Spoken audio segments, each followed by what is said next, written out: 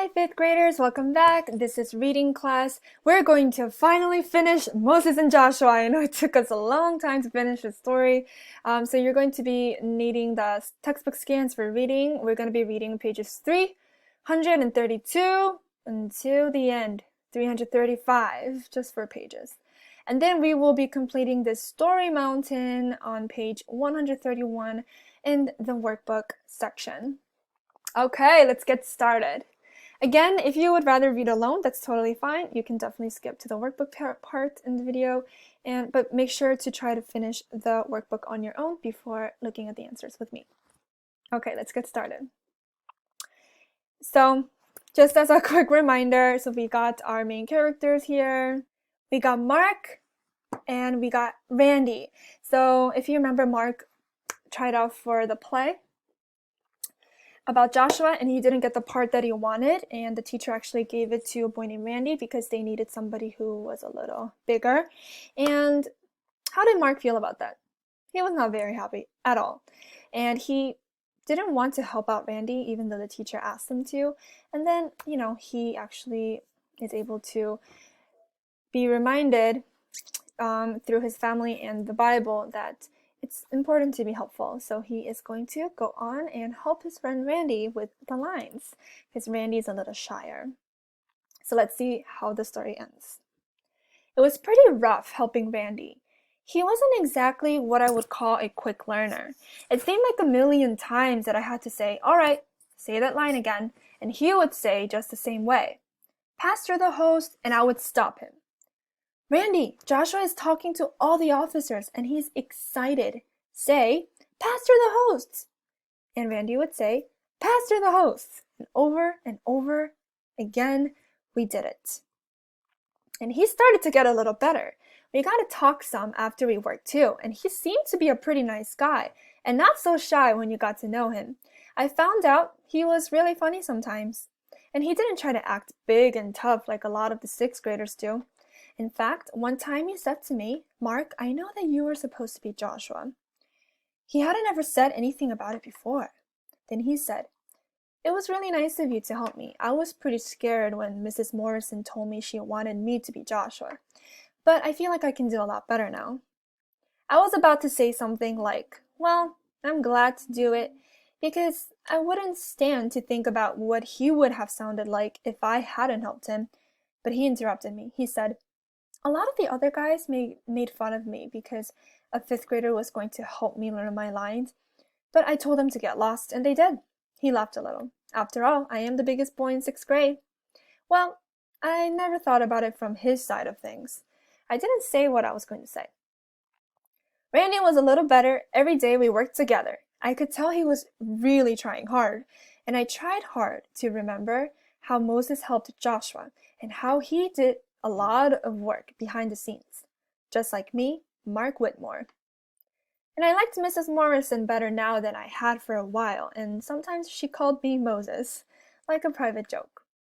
The dress rehearsal night came, and I got to dress up like an Israelite. I guess it was fun.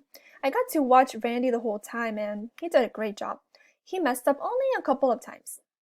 At the end, I heard Mr. Alexander, the principal, joke to Mrs. Morrison, "They say that if the dress rehearsal goes well, then the performance night will be a flop." But Mrs. Morrison said, "I don't believe in any of that superstitious nonsense. We've always had good dress rehearsals, and we've always had outstanding plays."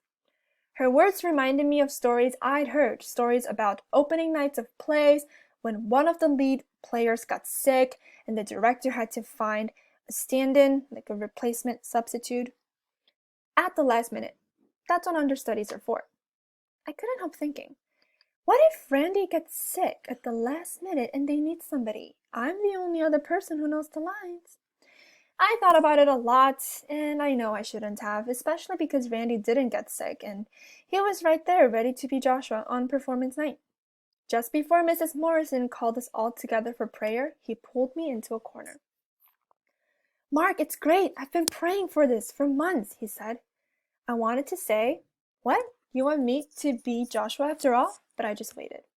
He said, "My mother's here, Mark. She came. She isn't a Christian, and she would never come to anything at this school. she never would really say whether she was going to come to this play, even though I was going to play Joshua. So I prayed, and tonight my mom came. I just peeked and I saw her sitting in the second row. I was really glad, but I didn't get a chance to say anything because Mrs. Morrison was calling us together. I know we have some parents here who are not saved, she said. Let's especially pray that they will see the Lord in our performance tonight. Randy really did do a great job being Joshua. I mean, he really sounded like he was Joshua. I did a pretty good job of being an Israelite too.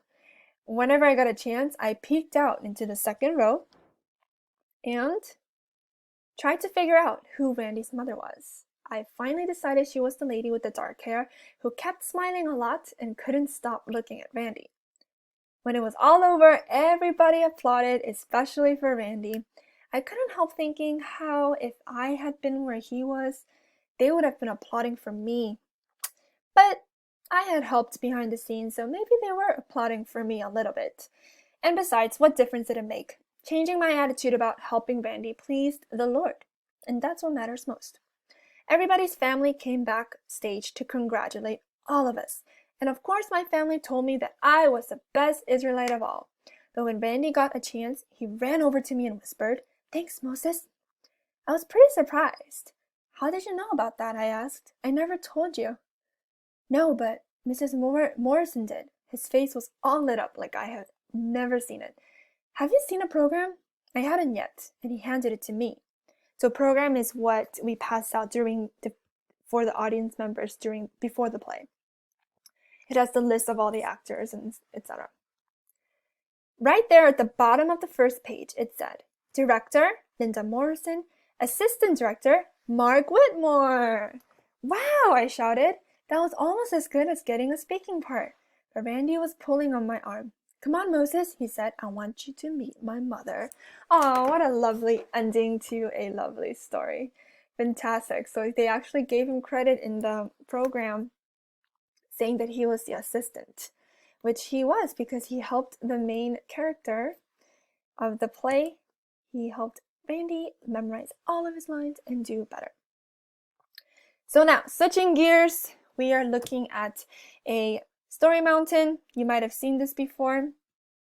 Basically, we are going to be putting all of these phrases in order of how it happened in the story. And as a review, here is a story mountain. So the opening is the introduction. It describes the setting, the main characters. It basically starts everything off. And then as you go up the mountain, it starts to get a little more exciting, a little more emotions going on. And at the top, the climax, that's the major dilemma, the crisis, like the problem, the main, what's that word? The main conflict, okay? And then as you go down, the conflict, the problem, people start to solve it. That becomes a resolution. Characters start to solve the problem. And then the ending is what happens at the end. And it's not necessarily happily ever after. Sometimes it's a sad ending. But in our story today, it was pretty happy. So let's go ahead and put these phrases into order. So directions say, write the correct letter in the blanks on the plot frame to put the event in story order. Okay, so go ahead and pause, try it on your own. You may have to look at the previous pages to refresh your memory and then resume the video to go over the answers together. Okay, so let's first read through these and try to put them in order. A, Randy's mother attends the play. So that's usually near the ending. B, without Mark coaching him, Randy stumbles through his lines at the first rehearsal. So he doesn't really do a good job at the first practice. C, the 5th and 6th graders at Riverside Christian School received the scripts for the play. D, instead of applause, Mark's change of attitude matters most to him and the Lord. E, Mark is diligent. He's working hard to learn all the lines for the part of Joshua. F, Mark helps Randy learn his part and a friendship begins. G, after reading Deuteronomy 3:23-28, Mark knows that God wants him to follow Moses' example and help Randy. And H, Mark is asked to be Randy's coach instead of getting the part of Joshua. So let's divide these up into the beginning, like the introduction, what happened in the beginning, versus what happens near the end. So Randy's mother attends the play actually happens a little bit more at the end of the story, right? So A is a little bit at the bottom. We're just gonna kind of divide it. And then we got B, without Mark coaching him, Randy stumbles through his lines. So that would actually be the crisis, right? Because the problem with the story is that Randy is not able to do his lines very well for the play. So he needs somebody to help him, which is Mark. So crisis would be B. C, the 5th and 6th graders at Riverside receive scripts. So that is actually the first thing that happens. So C, first thing. And then what happens next? So they get the script and then Mark starts to practice for the part of Joshua. So that is the next thing that happens. And then does he get the part of Joshua? No, he doesn't. Instead, Mrs. Morrison asks Mark to be Randy's coach. And then the crisis was that Randy's not able to do well in the practice. Okay, then how do they start to solve that problem? Well, Mark, after reading Deuteronomy with his family, starts to realize that maybe he should help out Randy, like Mrs. Morrison asked him. Okay, so then he helps out Randy, and then what happens? They start to become friends. So Mark helps Randy, and they start to become friends. And then Randy's mother comes to the play. And finally, what's the resolution? The final lesson that the main character Mark learns. He learns that attitude is more important than receiving applause. The last resolution, the resolution is D. Why is that red?